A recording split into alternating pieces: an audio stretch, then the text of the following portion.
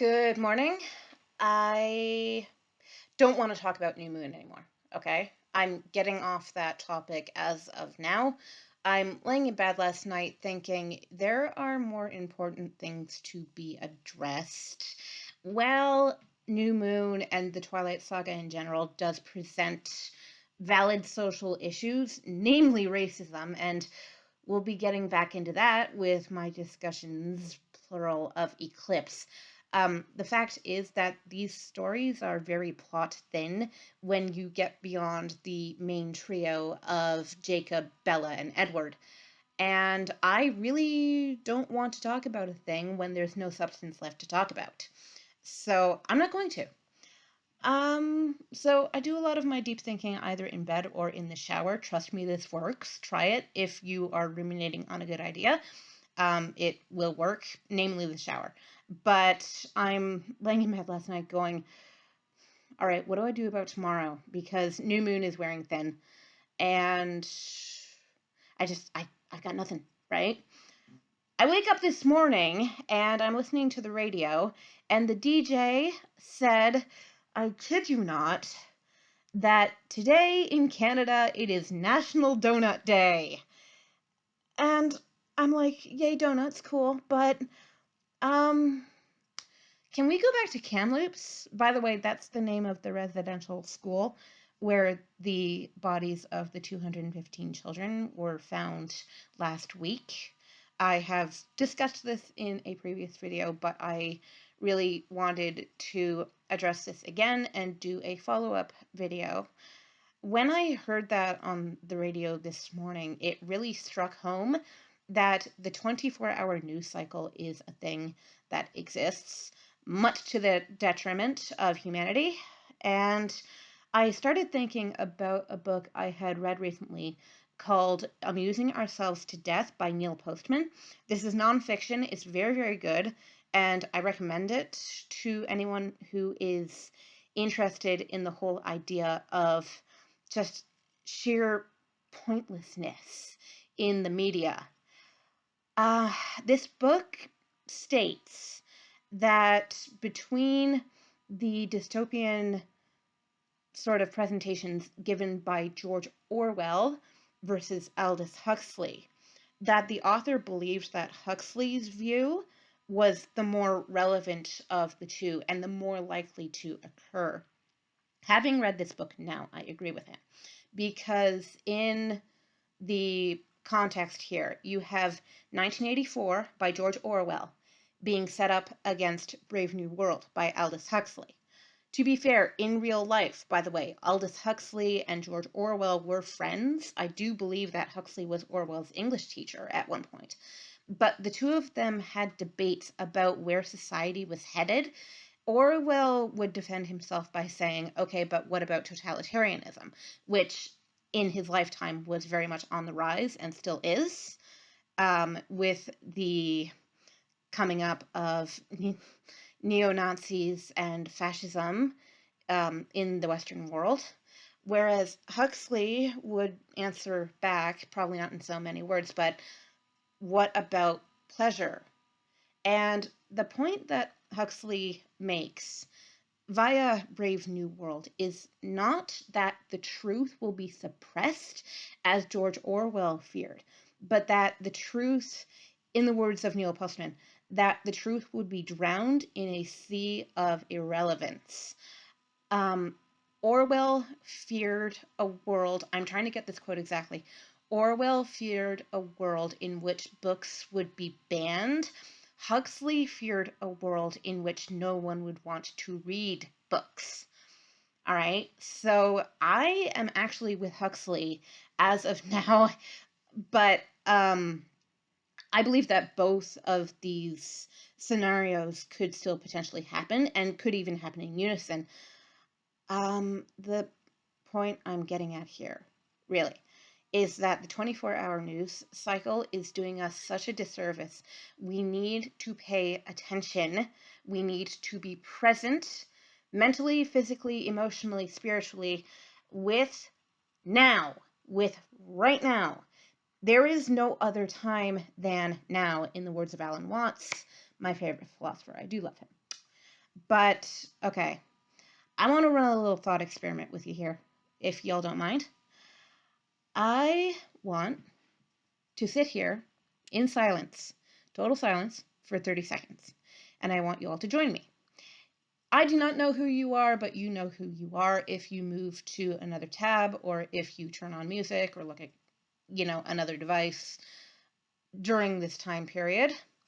And we're going to start with this in 5, 4, 3, 2, 1.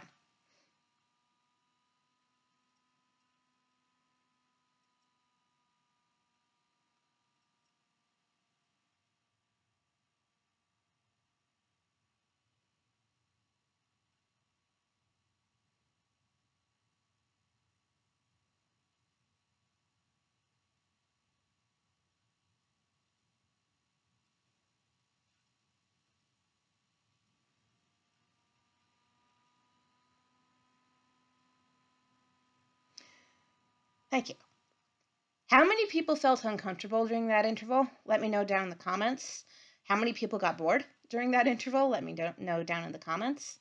One of the points that Neil Postman makes in his book is that our attention spans have been getting shorter and shorter and shorter throughout the centuries. And that does not do a service either to our education, to our evolution, to our interactions in society and as a society.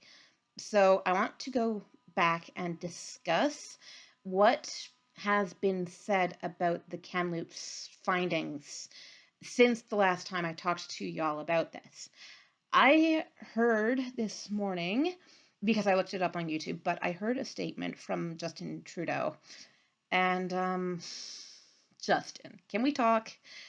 You are the most, I'm going to try to control my temper here, but you are the most disingenuous person I have ever heard speak. You can tell, I'm going to do my best to imitate. You can tell that he's reading from a script. You can tell, for the love of God. And I know that politicians have their speeches written for them. Okay, I know. I'm not ignorant of this fact. Pretty much every politician does, as far as I'm aware, but especially the higher ups. Okay. For those of you living outside of Canada, Justin Trudeau is our Prime Minister, which is the equivalent to the American Prime Minister, President, sorry. Same in the UK. It's like the leader of our country, okay? I don't like Trudeau. As I have previously said, I did not vote for him. I think he is spineless. And it was on full display during that statement because it's so disingenuous. He does say, and I appreciate this, good on him, he does say these so-called schools, all right? And y'all know I don't use the word schools without using the quotation marks when I'm talking about these places. So I appreciate that coming from Trudeau, but the fact is, as I say, these speeches are written for these people, so they're not, nor can they, speak from their heart.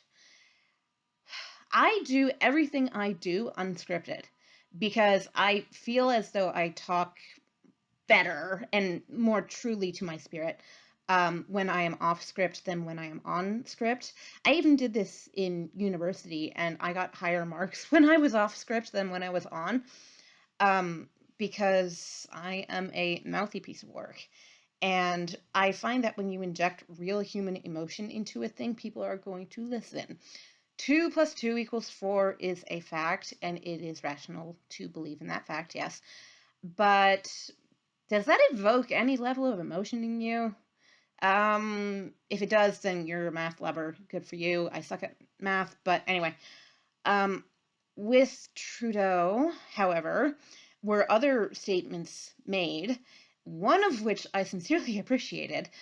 The representative said that residential school sites should be treated as active crime sites. They meant yellow tape, police going around and searching these places, actively looking for human remains. And as disgusting as it is to think about finding more and more and more graves. It is the responsibility of the people who have done wrong by these subjugated communities in order to bring some measure of closure. And I feel that they are owed that. It's not my place to say, really, I talked earlier in discussing this about imposter syndrome. Um, it's not my place to say that, yes, such and such a thing should be done, absolutely. That's not my call. These are not my communities, these are not my people as such, but I am definitely a proponent of the idea of global community and that we all belong to one another and we must all, as a human community, do right by one another. We owe it to one another. And I fully believe that treating these places, these hellholes, as active crime sites and going out and looking for remains and attempting to identify these people who were flat out murdered due to neglect, due to abuse, going out to identify them and to bring closure to their cultures, to their families, that would be a great service done to these communities, to these families. So I'm all for that. That was cool. That was a great idea. And the last thing I want to discuss in regards to the actual statements made, the Minister of Indigenous Affairs in Canada, I don't know if this is an example of irony, but he's not Indigenous. Can we talk about that, please?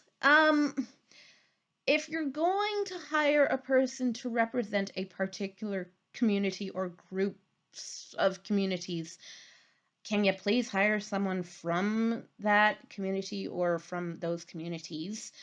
As I have said, Canada on its own, were it to be separated from the main body of North America, is big enough to be its own continent. It has many different people groups living throughout it, and even before the settlers got here, that was obviously the case. Okay, I had in university two professors, married couple, and I believe he was Seneca and she was Oneida. They, I believe, knew their own languages, but they had to speak English to one another because the Seneca and the Oneida languages, they said, are as different from one another as Italian and Mandarin. Okay? So, just to give you a general scope of how many different peoples and cultures existed before the settlers got here in the 1400s, right? Enormous range, enormous range. And it became the primary mission of the people who frankly invaded these lands to wipe out these cultures. And that, to me, I'm going to use these words, is a crime against humanity. The lives of these people have been so undervalued, have been so devalued throughout North American history, or what white Westerners, sorry, consider North American history, that it's disgusting. I want to make a distinction too, again, between cultural West versus geographical West, okay? Were we going by the standard of West is superior to East, if we were to do this by the geographical lines, then our cultures, the European cultures, which intruded upon these lands, would actually see the indigenous peoples of these lands as superior to us. But since Orientalism does not do that, since Orientalism looks namely to Great Britain, primarily to England, as the dominant culture, as the superior culture, and the westernizing force of the world, as direct descendants of the Roman and Greek empires, which is flat out BS, okay? This is flat out BS. To see things in that way is to create what you all know I love, the hierarchy, the pyramid, the one that says that you can belong, you cannot get off my land and take your customs, your religions, your languages, your identities, your very names with you. Take them and go, or else they will be erased. Well, the people didn't have anywhere to go, so attempted erasure was the name of the day. Thankfully, quite a number of cultures survived this attempted erasure, and I, for one, am in awe of those who are continuing to rise, continuing to thrive, and bringing their cultures back into light, back into life, because that is a beautiful thing. I don't think that there is such a thing as cultural superiority versus inferiority. You know, we're all, in my eyes, one humanity. So we are all on an equal playing field in reality. What we do is to skew the order of nature, quite frankly, and to impose our will where it is not wanted, where it is not needed. And I don't think we have the right to do that. So either in this struggle, lead, follow, or get the hell out of the way. Currently, I am following, and I have no choice but to follow because I am part of the cultures, plural, that sought to dominate. And it's not my place to say what should or should not be done in this struggle. It is my place to aid where I can, because as I have stated previously, I don't want to either actively or passively injure these causes, I ought to say. Because, like I say, multiplicity of cultures here, right? Lead, follower, get the hell out of the way. I am following, and I feel like, you know, if you follow the example of good people, you're going to be a good person. So that is my continual thought process when it comes to this. And I want to make it among my several missions of advocacy to ensure that the 24-hour news cycle does not get the better of us and make us forget about what our duties to humanity are.